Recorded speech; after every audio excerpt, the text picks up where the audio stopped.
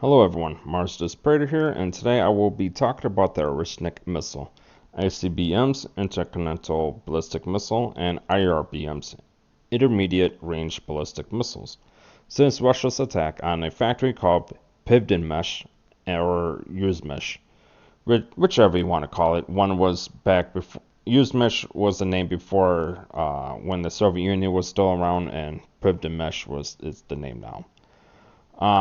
In Dnipro, Ukraine, which is a large factory that was built back when the Soviet Union was around and is a very large facility, guys. All right.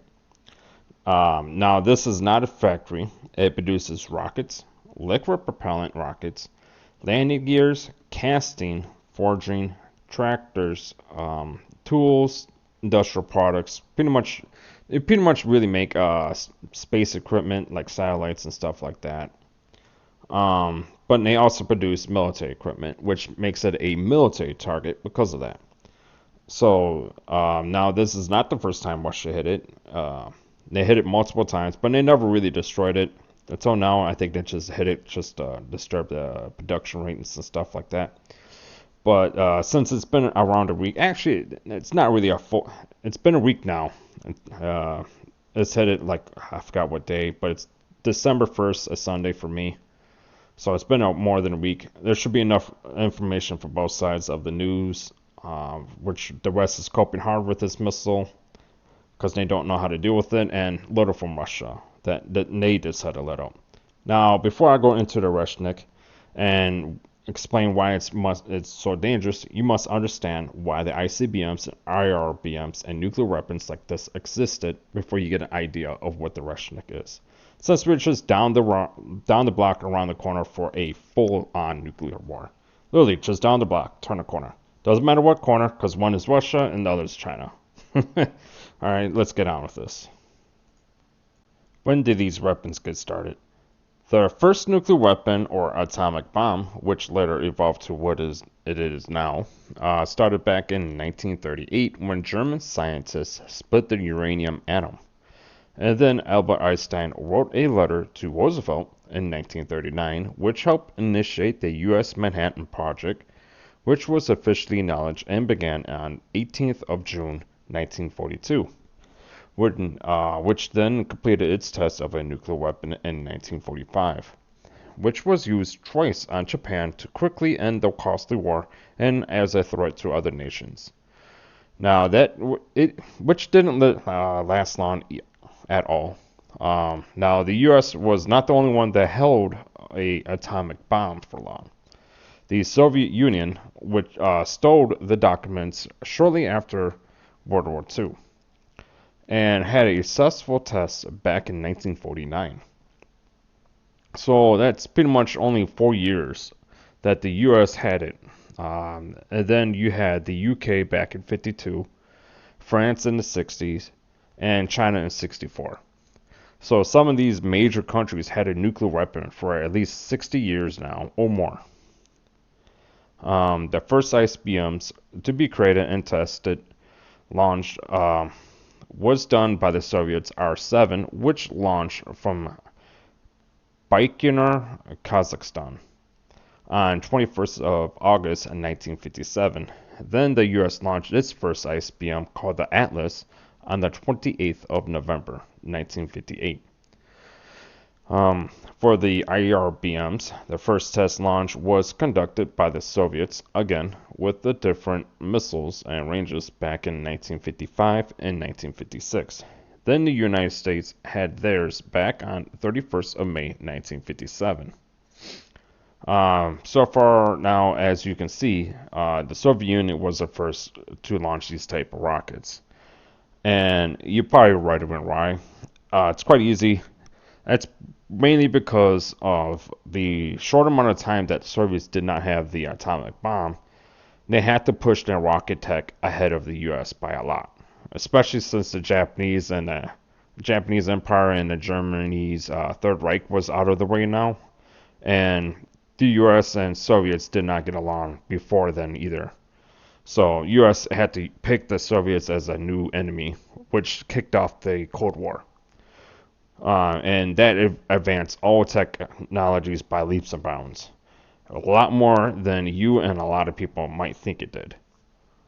But for the people who likes to argue about stupid stuff for no reason, and if you really want to say, like, these are not the first kind of rockets to be built, yada yada yada, obviously, these weapons are based off of the Germans' V2 rocket or A4 back in 1944 and 1945, which did not have any impact on the war because it was too late by then, but it did for the rocket technology.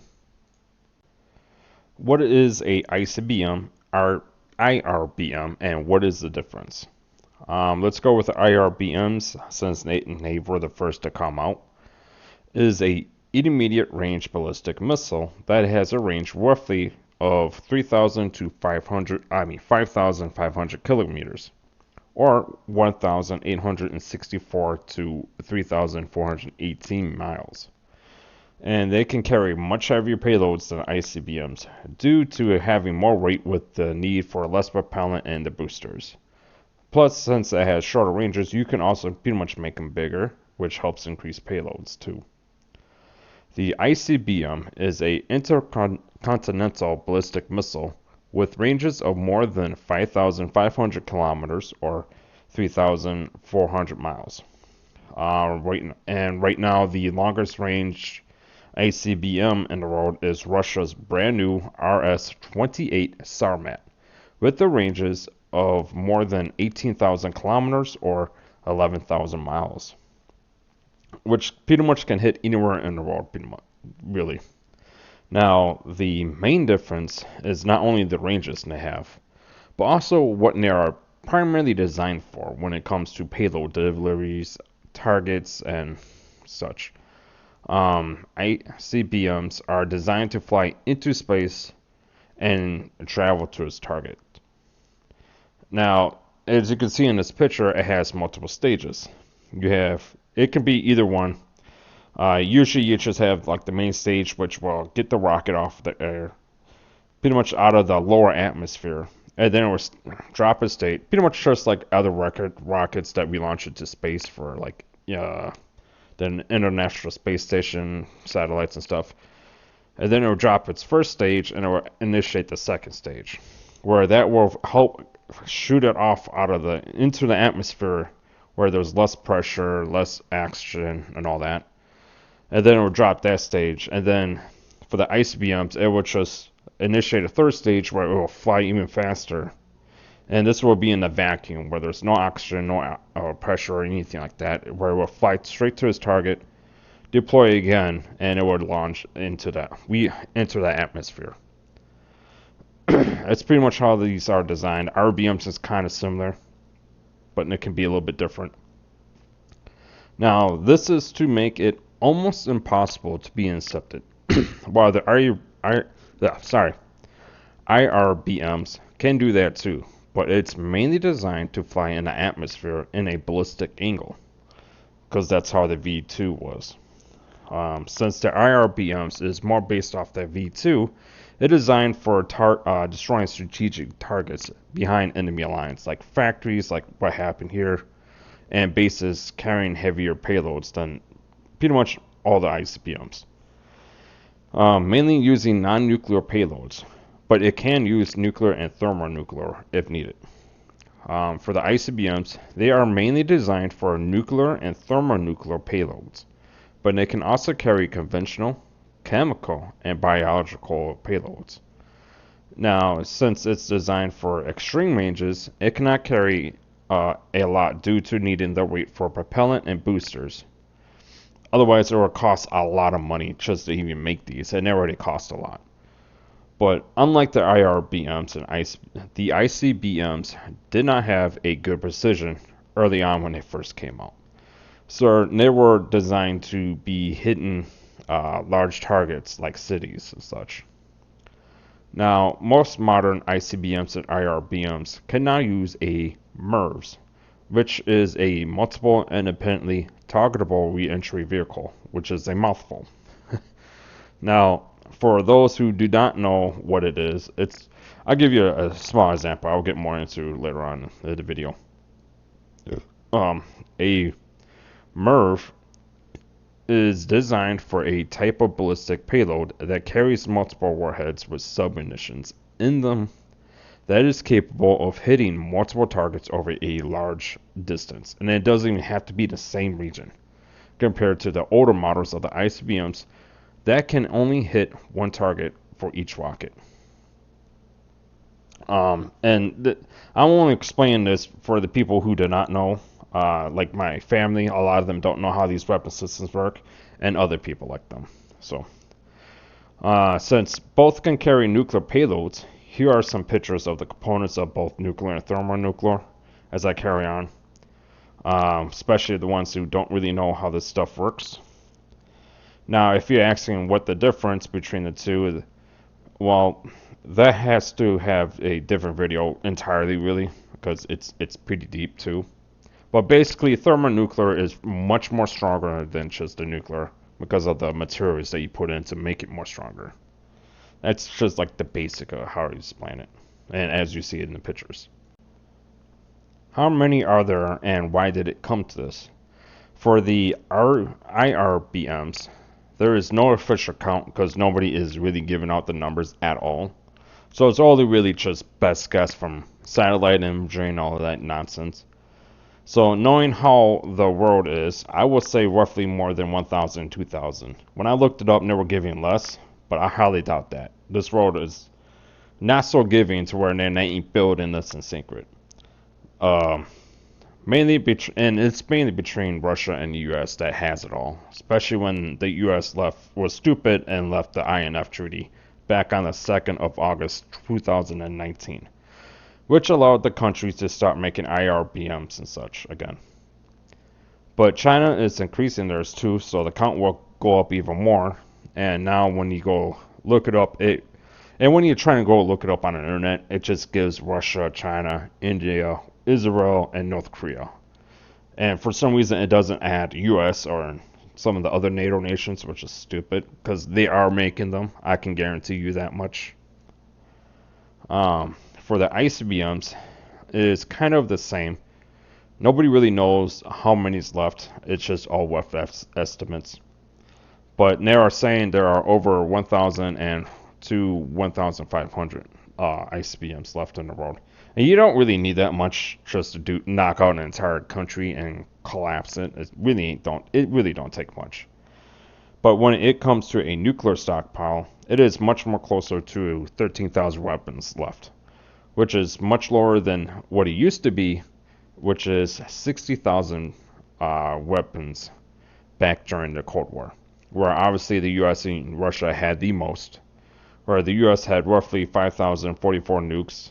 The Russians had the most at 5,580 nukes.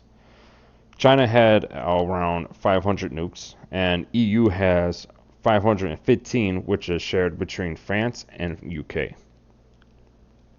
So as you can see, this is a lot, which is capable of bringing complete destruction upon society.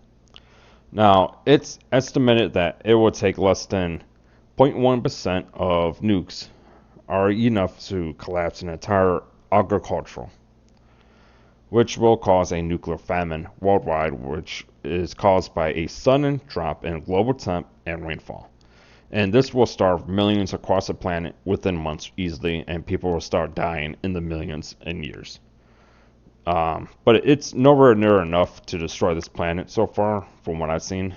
It's no Fallout game that I like playing, or any other nuclear apocalypse genre books, games, movies, yada yada. It will take hundreds of thousands, from what I understand, by looking into this stuff. It would take a lot just to completely annihilate our planet. You gotta remember this planet is massive, is actually really large compared to some planets that are actually this. Mars is smaller than us, Moon is smaller than us. It's not a small planet. It will take a lot. Now, why did it come to this? It is mainly due to the fact that, obviously 50 years of Cold War, which is a constant escalation to a near nuclear war for that entire time, pretty much. And an idea came from a strategic theory in the United States called MAD, which is Mutual Assured Destruction. back in the 50s and 60s. And up to the multiple treaties that came out in the 60s and after, both sides tried to come on top of each other, making more and new weapons that made the atomic bomb look like a small bomb. Which is funny because I think we actually call it a small bomb or something similar like that, which I saw while I was doing this research now. So, and these are very advanced. Treaties that stopped the more nukes being produced and why it also advanced them.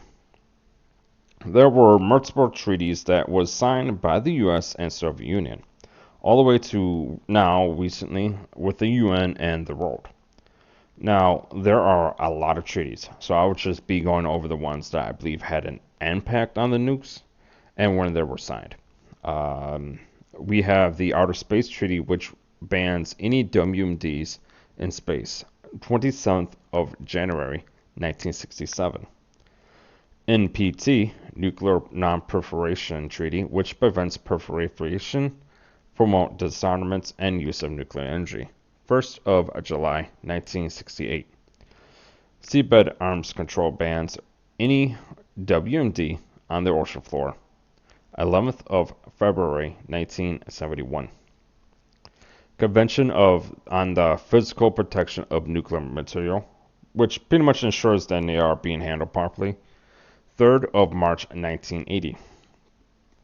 TPNW Treaty on the Proliferation of Nuclear Weapons, which bans nuclear weapons, pretty much, 20th of September 2017.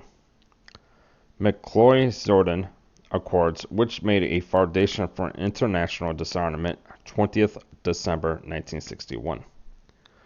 Partial Nuclear Test Ban Treaty, which bans any nuclear tests except for when it is underground, 5th of August 1963.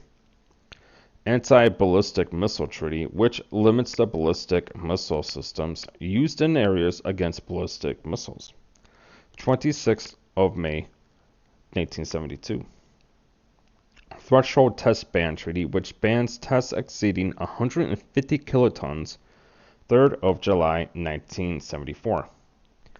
CTBT, a Comprehensive Nuclear Test Ban Treaty, which bans all tests on 10th of September 1966.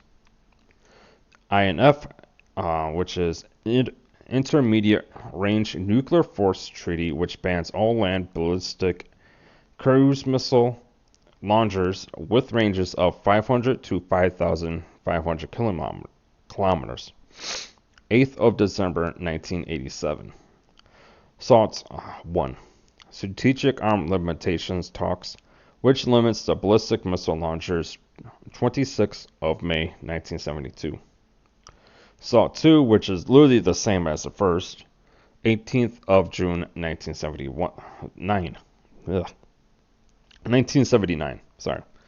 Reasons why is mainly because U.S. blamed the Soviets for breaking the first one, which I don't think they did. I never really looked into it, but that's the reason. START 1, Strategic Arms Reductions Treaty, which limits the numbers of deployed nukes to 6,000 and ICBMs to 1,600. 6,000 and ICBMs to 1,600. 31st of June 1991.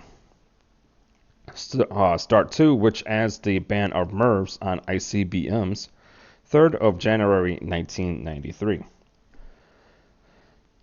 SORT, Strategic Offensive Reductions Treaty, which limits the numbers of strategic nukes to 1,700 to 2,200 deployed. 24th of May 2002. New START that limits the numbers of strategic nukes to 1,550 and bombers to 700 and deployed and non-deployed launchers to 800. 8th of April 2010. Nuclear Terrorism Convention that criminalizes acts of nuclear terrorism, 14th of September 2005. Now, as you can see already, that was a lot there. And there's a lot more treaties out there that kind of revolves around this type of stuff and chemicals and such. But those are just more small agreements like energy and sharing and stuff like that, so I don't really think it uh, stops the nuclear weapons. It does enhance the advancement of it, but Now, why do I believe that it could advance the tech in nukes in a way? Because these are just publicity. Now, us common folk here do not know what the governments are actually testing in secret. And not only that, when nuclear energy advances, so too our knowledge of it, which then we can understand it better and make them much more stronger, especially when it comes to bombs. So when something is banned, it really doesn't stop people also from not trying to figure out how to go around it. And if they can't, they will do what the U.S. has done multiple times in the past and break treaties. What exactly is a MIRV and what can it do? Like I said earlier, a MIRV is a multiple independently targetable re-entry vehicle, which is a mouthful, and I'm surprised I haven't messed it up yet, where the rockets will fly up into space and deploy. So pretty much basically the rocket has multiple stages, just like ICBMs and IRBMs. I will show some videos here. Pretty much you got the multiple stages, the first stage, the second stage, the third stage, fourth stage, fifth stage, and stuff like that where it's in space. By then it will be in space. And then you got the sixth stage where you will have pretty much what's called a bus or delivery system. And you can see in this video it shoots out multiple stuff. Pretty much that bus will have thrusters on it. Like right here, you see it. There's thrusters. It can rotate the bus around, and it will shoot independently munitions all at once. So when it gets into space, it can just aim directly where it wants, and it will shoot down multiple stuff. And as you can see in this video, it's not compacted; it's spread out. So MIRVs are very dangerous, mainly because of that. So as you can see, like I said, MIRVs can drop a lot of ordnance in a single rocket, as long as it's designed for that. Some MIRVs only have a few ordnance, some of them has quite a bit. In a single rocket, which is much more devastating than a single rocket ever could do with no MIRVs. Now, these can also, just like the regular ICBMs and IRBMs before the MIRVs came out, these can have conventional, chemical, biological, and nuclear in them. But you can also drop them without any, just like the shell casing, like what happened with the Oreshnik, sorry, which I will be talking about soon. So, as you can see, MIRV is extremely much more dangerous than any missile system that does not have them. Now, let's break it down through cost to make it give you a better idea. I believe this is a good way to explain it. Let's go with the United States nukes. The B-83 nuclear bomb, which is a free-fall bomb with a maximum payload of 1.2 megatons that must be delivered by aircraft, which costs around $4.9 million USD for the bomb. But it will cost even more when you have it with the plane. So keep that in mind. And now the reason why I'm using a bomb instead of ICBM, because most of these ICBMs and IRBMs have been upgraded with the MIRV before those treaties came out. So no other point. So there's really no point. Otherwise, I will just get the cost instead and struggle really hard to find the information about it. I already have a hard time trying to get the information for this stuff. Because the internet, even though you type it in, the internet's stupid and they're trying to give you other stuff. Or it's PR kind of type thing where they don't want you to learn this stuff. But still, in a way, it applies, really. It really does. It's all an idea. Just put it in your head. Now, for the ICBMs with MIRVs, the U.S. latest one is a Trident II, which is a submarine launch only with a max yield of 100 kilotons per warhead. And it costs around 30.9 million USD. So the ICBM does cost more in a single purchase, But if you add on like the plane for the B-83, which has to be used by the B-2 bomber, then it costs will shoot up over 270 million for the bomb. And if you have to build a new B-2 because it got destroyed somehow, the cost will rise up well above 4 billion because the B-2 costs a lot of money, way more money. So therefore, the ICBM is far better for pure destruction when it comes to price compared to a bomb, which you must have a lot and drop um, and have a plane to take it there, which has a chance of being destroyed completely. So you have to replace that compared to a sub, which costs a lot more, really, but it's much harder to find than a plane with current technology. So a plane equipped with like a several bombs, and you have to target these areas with that bomb one at a time, compared to ICBM where you just type in them coordinates, launch it, MERV will take care of the rest. The computing and the MERV will take care of the rest, and you can wipe out cities in an entire region, while the plane has to get there and drop them one at a time with risk of being shot down, and you lose a lot of money. All right, the Oreshnik. Alright, finally, I hope you guys have a good idea about this stuff now. Now, the real questions are: what is the Oreshnik, how it came to be, the stats of it, and why it is a very dangerous weapon system compared to what the West is trying to fill your head with.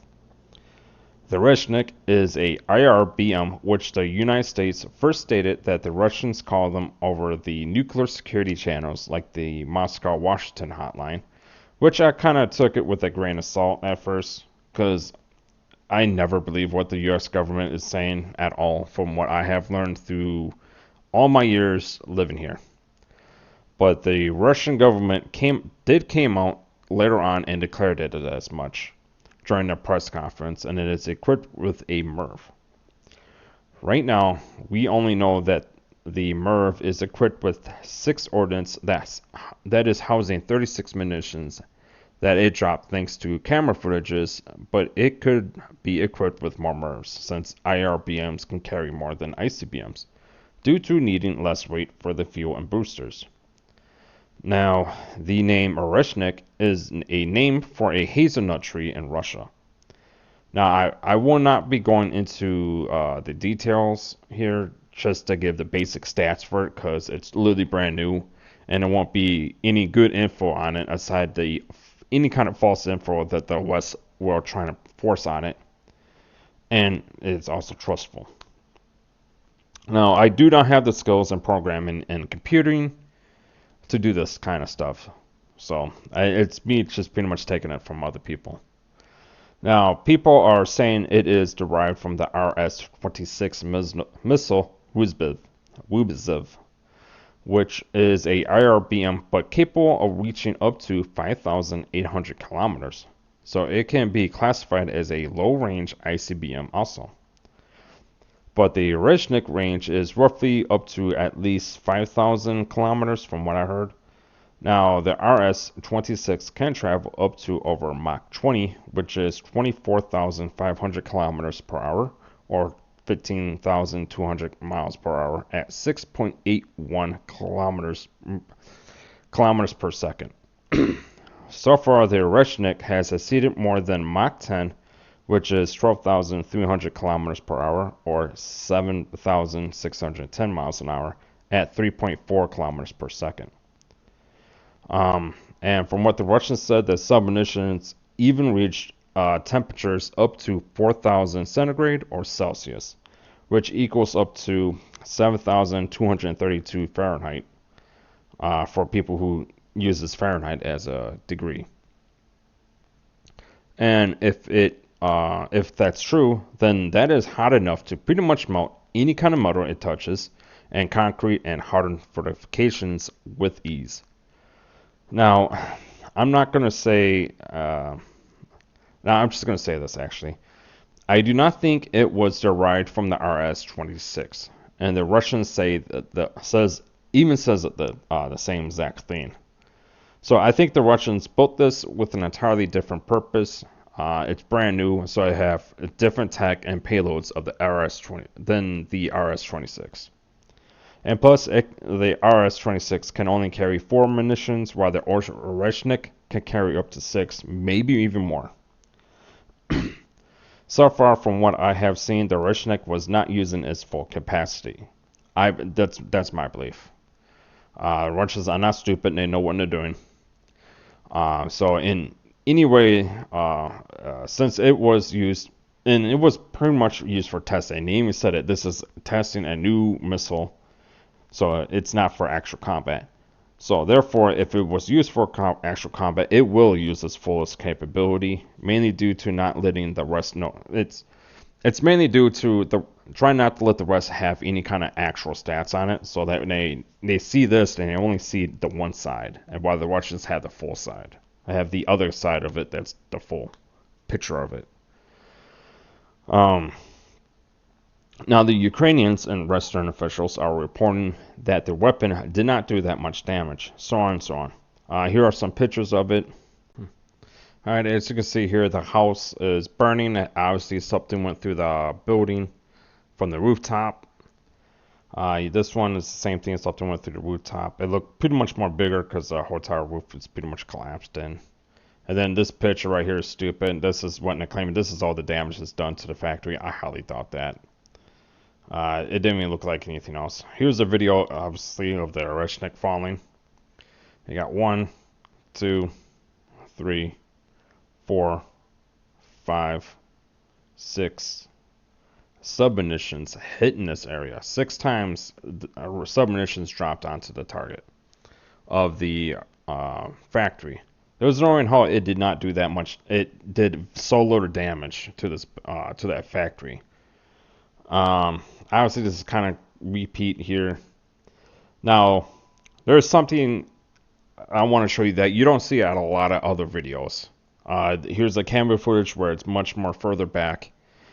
You see the submunitions dropping in a very, very quite tight space of the factory at a massive distance. And as you wait here, just continue watching this.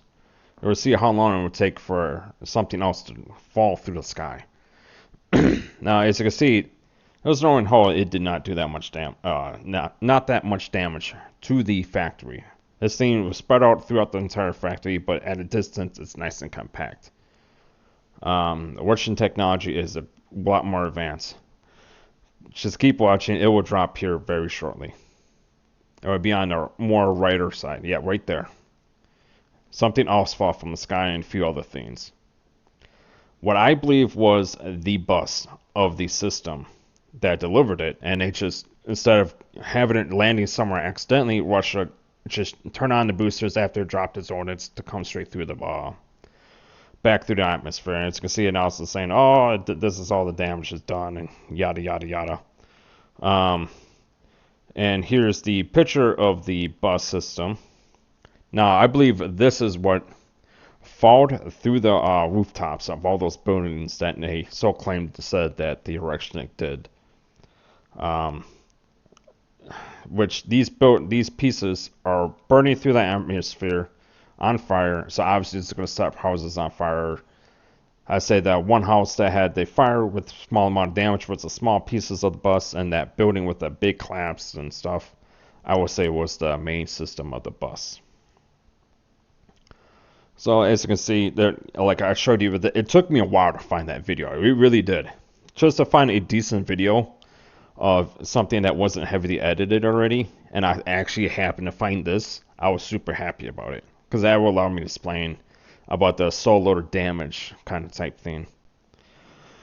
But yeah, not only that, you not only had the damage from the bus that's coming from down that I believe, but also debris from the factory. There's no way in hell that the munition is going to hit something and no debris is going to fly out. No, it's going to have debris flying everywhere.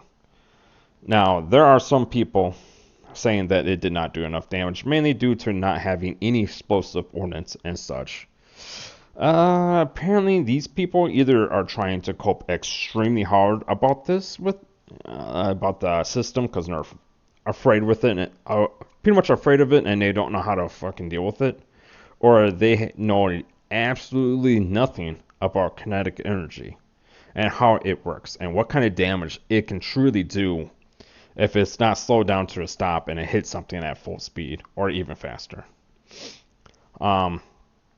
If the damage was not that bad, where are the aerial footages? Where are the actual pictures? Where are the journalists that were supposed to be standing there explaining stuff? Why is the Ukrainian government, which is now the 1st of December, I heard from yesterday, is relocating to a completely different location, hoping that it's secret enough that Russia can't find them? You know, why is that? Obviously, it's much more scarier than these assholes are pretty much giving out. Sorry for swearing. This munition, kinetic energy, is so much higher than a B-2 bomber, fully loaded and dropping in a single run. It is, and this weapon, the Oreshnik, is doing it on a much more smaller radius. And it's not only the kinetic energy, not only that, the kinetic energy also produces heat due to atmosphere friction caused by physics, pretty much. You know, you're still running into things. You're still running along the atmosphere, the gases and everything. It creates friction. Now, here is a simple definition of kinetic energy, really. In physics, the kinetic energy of an object is the form of energy that it possesses due to its motion of mass traveling at speed. Let's look at some videos here of train crashes and other stuff that I'm trying to find and explain a little bit more about how the kinetic energy is to give you a general idea why this thing is so scary. So some of the stuff is slow and some of it's moving fast, but either way, it's the kinetic energy. That's what's important. It's not the damage it does. It's the result of it because of the kinetic energy. All right, here you got a truck just being impatient, obviously. Thought you probably could go through it, or you try to stop it, then just says, screw it, I'm going to try and make it through. Train moves nice and fast, nails that crap out of it, and you should know right now that it's extremely heavy, and it just throws the bed right off the side. Now you got another one here moving pretty fast, nailing a bus that got stuck on a railroad. As you can see, right here in nice and slow motion, nails the bus, chucks the bus, pretty much flips the entire bus, really, annihilates the entire back end, barely did any damage to the train. You got right here a truck that was stuck on there with the platform full of cars, controlling them. You have an Amtrak, which is extremely heavy, and they move nice and fast. Look at that, it just nails the crap out of it. Throws everything, all the vehicles that's on there off to the side like it's nothing. Nice slow motion close up right here. Boom. Like, you don't even see that one SUV flying off to the side. It just pops up in the air. Now, here's a good video right here. You got a truck that stalled out. You got a service vehicle trying to repair it before the train came.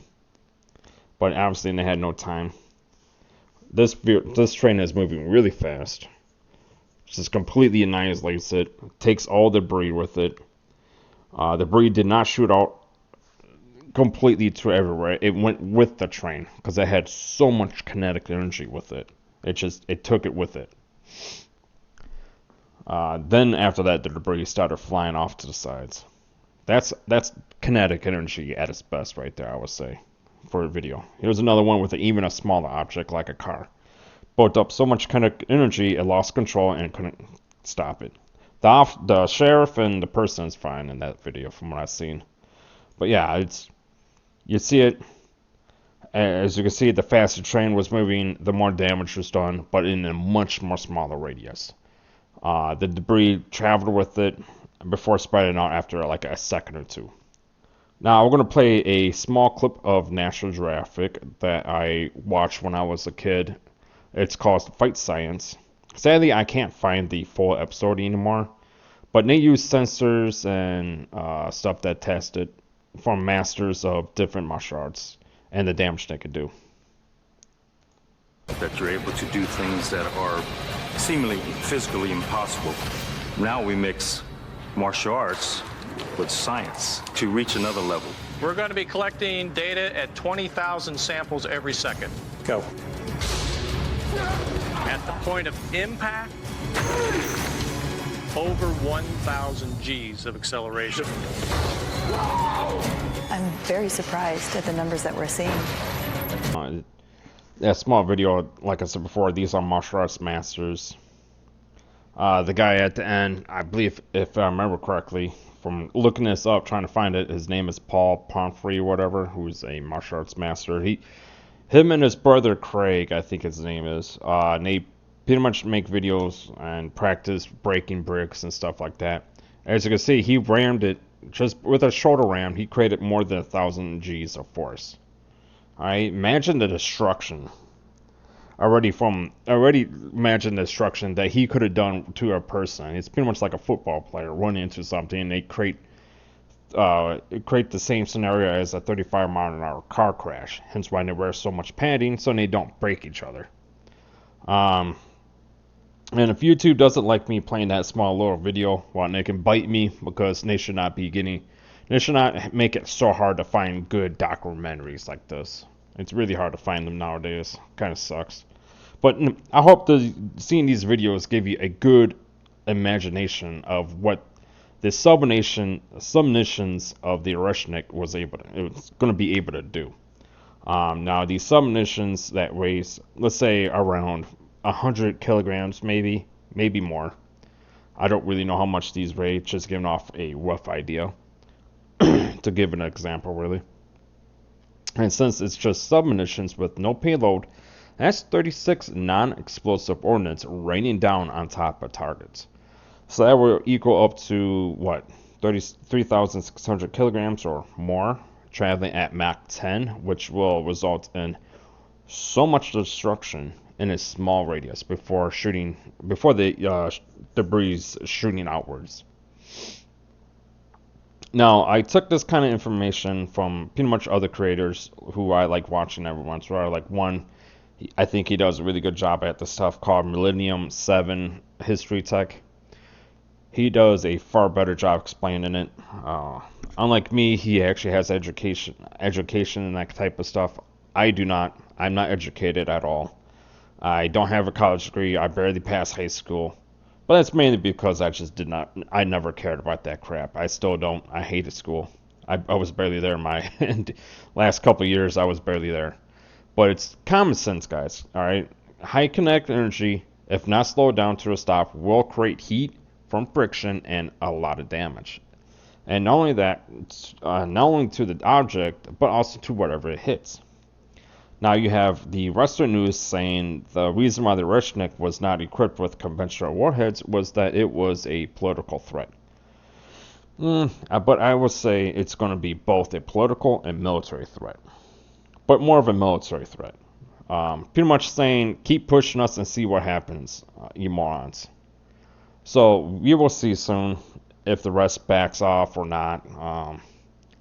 Luckily and unknowingly, so far, the government is completely split on who they want to war with. Either Russia or China or Iran. There is no unity whatsoever in the government. Now, I hope so far that you guys, what I have seen, will give you an idea how dangerous this weapon can be. Even with just the metal casings, they will be able to not only penetrate bedrock, but also bunkers at that speed. And if you trust what the Russians say, where it jumped up to 4,000 Celsius or 7,000 degree Fahrenheit, I believe this weapon can even penetrate a presidential bunker with ease. But we shall see more if Russia shoots more of these. And they say they will. I believe it. Now, I hope this video was educational, guys. I really do. I tried. It took a lot of work to get this information. On Friday after Thanksgiving in the United States, I spent, I think, more than 8 hours trying to get all this information, trying to find videos and such, and spent a little bit more on Saturday morning. So, if you like this video, hit that like button, subscribe to my channel for more videos when I can actually put them out when I have time. and share this. Thank you for watching. Until next time.